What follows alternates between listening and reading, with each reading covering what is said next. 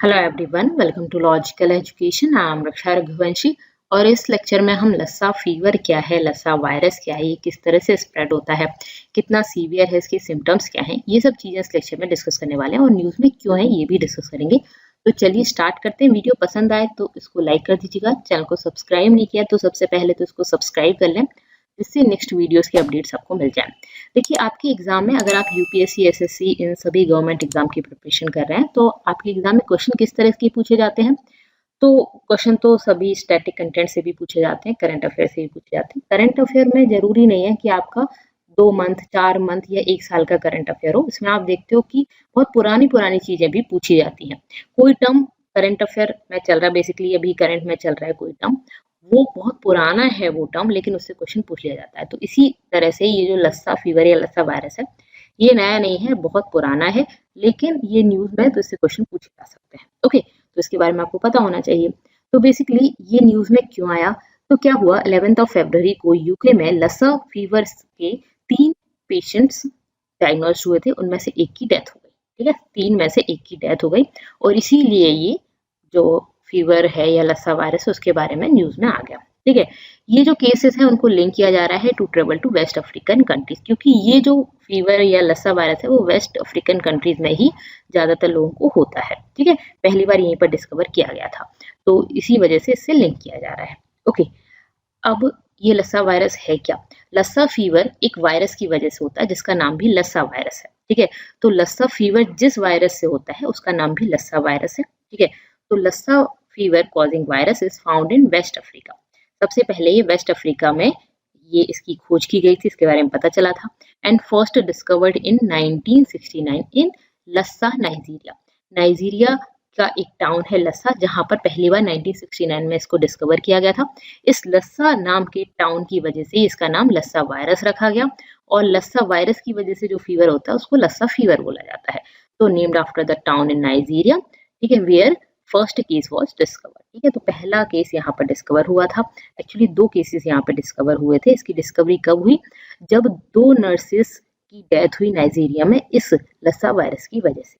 ठीक है, okay, clear हो गया। अब बात आती है कि किस तरह से स्प्रेड होता है ये। तो ये होता है रैट की वजह से, रैट से स्प्रेड होता है, चूहे से स्प्रेड होता है ये। सबसे पहले वेस्ट अफ्रीका में और उसके आसपास की, मतलब बेसिकली यहाँ पर सबसे पहले इसके खोज की गई थी, ये पाया गया था, including Sierra, Leone, Liberia, Guinea and Nigeria. यहाँ सभी पर ये पाया गया था और जहाँ पर ये एंडेमिक है। ठीक है, ओके। अब रेड से किस तरह से स्प्रेड होता है ये, रेड से तो हमने डिस्कस कर लिया कि सबसे पहले रेड में आया और रेड से स्प्रेड होता है। तो देखिए, रेड से स्प्रेड होने के लिए एक तो रेड टू रेड में भी होता है, फिर रेड से ह्यूमन में आ गया। ठीक है, किसी रेड से ह्यूमन में स्प्रेड हो जाता है और ह्यूमन टू ह्यूमन भी स्प्रेड होता है। तो रेड टू ह्यूमन कैसे स्प्रेड होगा, तो देखिए, रेड की पॉटी है या यूरिन है, वो किसी भी तरह से फूड में मिल जाए, जैसे मान लीजिए इसकी पॉटी वगैरह आपकी जहाँ पे क्रॉप वगैरह लग रही है, तो उस क्रॉप में अगर मिल जाती है तो ये जो फूड होगा वो कंटेमिनेटेड फूड हो जाएगा। ठीक है, जिसमें इसका वो वायरस आ गया और उसको अगर आप कंज्यूम कर लेते हो तो हो जाएगा। तो बेसिकली जो कंटेमिनेटेड फूड है, कोई भी चीज है जो इस रैट की जिसको वायरस है, उसके कांटेक्ट में अगर कोई पर्सन आ जाता है तो उसको हो जाएगा।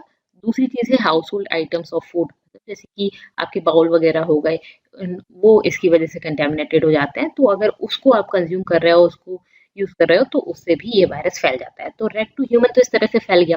दूसरा एक और तरीका है ह्यूमन टू ह्यूमन स्प्रेड होने का, लेकिन इसमें बहुत ही रेयर होता है, ऐसा ज्यादातर स्प्रेड नहीं होता। ये कब स्प्रेड होगा, कोई भी सिक पर्सन है जिसको ये वायरस है, उसका बॉडी फ्लूइड, ठीक है, उसका बॉडी फ्लूइड किसी भी तरह से दूसरे पर्सन के अंदर चला जाए। ठीक है, जैसे कि उसकी जो मेकस मेम्ब्रेन्स, जैसे कि आई से, नोज से, माउथ से छींकते हैं, खांसते हैं, उस तरह से अगर दूसरे पर्सन में चली जाए तो फिर वो हो जाता है। जैसे कि जो सर्दी जुकाम है वो फैलता है, कोरोना फैलता है, तो इसी तरह से ये भी फैल जाएगा। ठीक है, तो बेसिकली खांसने, छींकने से, नोज से फैल जाता है, तो ये भी सेम उसी तरह से फैलता है। ठीक है, ओके। इसके बाद अगर मैं आपको बता दूं तो हग करने से, शेक हैंड करने से, इन सभी से नहीं फैलता। Person to person transmission is more common in health care settings. ठीक है, तो ये इस तरह से स्प्रेड होता है। अब कैसे स्प्रेड नहीं होता, तो जब तक आपके सिम्टम्स अपेयर नहीं होते उससे पहले, मतलब बेसिकली अगर सिम्टम्स अपेयर नहीं हो रहे हैं, वो 2 वीक में होते हैं करीब, तो अगर नहीं अपेयर होते हैं तो ये नहीं फैलता, ठीक है। Don't usually become contagious before symptoms appear, ठीक है। And can not transmit the infection through casual contact. Casual contact मतलब आप किसी को हग कर रहे हो, हैंडशेक कर रहे हो, ठीक है, तो किसी पर्सन के पास में बैठे हो तो उससे स्प्रेड नहीं होगा, ठीक है। छुआछूत वाली बीमारी नहीं है, सिंपल। दूसरी चीज इसके सिम्टम्स क्या है, तो 1 से 3 वीक में जब जब एक्सपोजर होता है उससे 1 से 3 वीक में जनरली सिम्टम्स आते हैं, तो मतलब आपके 14 दिन के आसपास अच्छे से सिम्टम्स आ जाते हैं, 21 दिन 22 दिन तक सिम्टम्स अच्छे से आ जाते हैं, ठीक है। माइल्ड सिम्टम्स में क्या होते हैं, थोड़ा सा फीवर है, वीकनेस हो रही है, फटीग हो रहा है, आलस आ रहा है, हेडेक हो रहा है, ये सब चीजें होती हैं, ठीक है। अगर हम मोर सीरियस सिम्टम्स की बात करें तो ब्लीडिंग होती है, डिफिकल्टी होती है ब्रीथ में, ठीक है, ब्रीथिंग डिफिकल्टी होती है, वोमिटिंग होती है, डायरिया, स्वेलिंग होती है, मतलब कि फेस में स्वेलिंग आती है, पेन होता है चेस्ट में, बैक में, आपका स्टमक पेन होता है, ये सब चीजें होती हैं, ठीक है। और ईयर्स में भी डीफनेस वाली प्रॉब्लम भी होती है इससे, ठीक है। आईज, नोज, माउथ, इन सब से मतलब बेसिकली ब्लीडिंग होती है, तो ये मोर सीवियर सिम्टम्स है। और अगर हम नॉर्मल माइल्ड सिम्टम्स की बात करें तो फीवर आता है, थोड़ा सा वीकनेस होती है, हेडेक होता है, जैसे नॉर्मल फीवर में होता है, सेम उसी तरह से, ये इसके सिम्टम्स है। कितना सीवियर है ये, तो इसमें डेथ रेट बहुत कम है, अराउंड 1% डेथ रेट है, but higher for certain individuals, कुछ कुछ के लिए ये डेथ रेट जो है वो हायर है, जैसे कि प्रेग्नेंट वुमेन है इन देयर 3rd ट्रिमेस्टर, तीसरी तिमाही में अगर बात करें तो प्रेग्नेंट वुमेन के लिए ये थोड़ा सा इसकी डेथ रेट ज्यादा होती है, मतलब उनके लिए सीवियर है, ठीक है। दूसरी चीज बात करें अगर हम, European centre for disease prevention and control, CDC, इसकी बात करें, centre for disease prevention and control के हिसाब से हम बात करें तो 80% ऑफ केसेस आर असिम्टोमेटिक, ठीक है, मतलब 80% केसेस असिम्टोमेटिक रहते हैं, उनमें कोई सिम्टम्स नहीं आते हैं, एंड देयरफॉर रिमेन अनडायग्नोस्ड, ठीक है, इस वजह से डायग्नोज भी नहीं होते, इनके बारे में पता भी नहीं लगता, क्योंकि सिम्टम्स ही नहीं आ रहे। जैसे अभी कोरोना के अभी जो 3rd वेव है उसमें सिम्टम्स ही नहीं आ रहे लोगों में, तो इसी वजह से वो अनडायग्नोस्ड है, ठीक है, उसके बारे में पता ही नहीं लग रहा, तबीयत खराब होती है, ठीक हो जाती है घर पर ही 4 दिन में, ओके।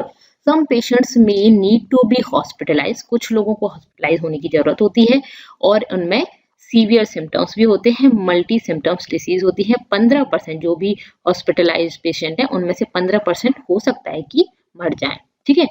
और इसके अलावा डेथ जो है can occur from 2 weeks on the onset of symptoms, तो मैंने आपको बोला कि सिम्टम्स आए उसके बाद, सिम्टम्स 1 से 3 वीक में जाएंगे, सिम्टम्स आते हैं उसके बाद 2 वीक में डेथ हो सकती है, ठीक है, usually as a result of multi organ failure. ये पता है डेथ इस वायरस से नहीं होती है, बट जैसे आप कोरोना में बात करो तो ऑर्गन फेलियर वगैरह हो जाता है, तो उस वजह से डेथ हो जाती है लोगों की, तो सेम इसी तरह से इसमें भी यही है कि मल्टी ऑर्गन फेलियर की वजह से डेथ हो सकती है। CDC के हिसाब से अगर हम बात करें, मोस्ट कॉमन कॉम्प्लिकेशन इट्स, जो आपका लस्सा फीवर होता है उसकी वजह से मोस्ट कॉमन कॉम्प्लिकेशन आती है, वो आती है डीफनेस की। Deafness nearly 1/3 of those infected report virus decrease of deafness, ठीक है, तो उनमें 1/3 लोग जो हैं, मतलब 1/3 मतलब 100 में से 33 लोग ऐसे होंगे जिनमें डीफनेस की प्रॉब्लम हो सकती है। Hearing loss can be permanent, मतलब सुनने की शक्ति जो है वो परमानेंटली आप खो सकते हैं, ठीक है। Deafness can occur in both mild as well as severe, ठीक है, तो बेसिकली ये जो डीफनेस है वो माइल्ड में भी हो सकती है, सीवियर पेशेंट है उनमें भी हो सकती है, दोनों तरह की डीफनेस हो सकती है, दोनों तरह की फीवर में हो सकती है, ठीक है। तो बेसिकली ये है कि इसमें मोस्ट कॉमन कॉम्प्लिकेशन जो आती है वो डीफनेस की आती है, अगर सीवियर आप बीमार हैं, बहुत ज्यादा फीवर हो गया है तो यहाँ पे डीफनेस की प्रॉब्लम आती है, हियरिंग लॉस हो जाता है, ओके।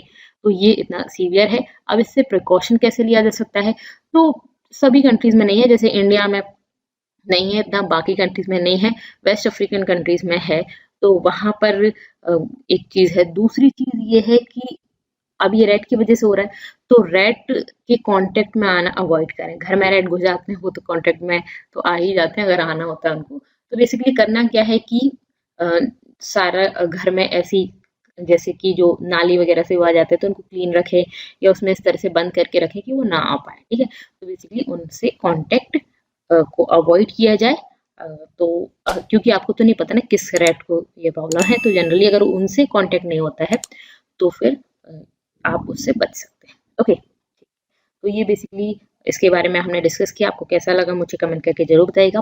कुछ क्वेश्चंस हैं वो भी आप मुझसे पूछ सकते हैं। इसके अलावा आप अगर पीडीएफ चाहते हैं मेरे वीडियोस की तो टेलीग्राम चैनल को ज्वाइन कर लीजिएगा। इंस्टा पर आप मुझसे जुड़ सकते हैं। That's all for this lecture. Thank you so much. Thanks for watching. Please to like, subscribe and share.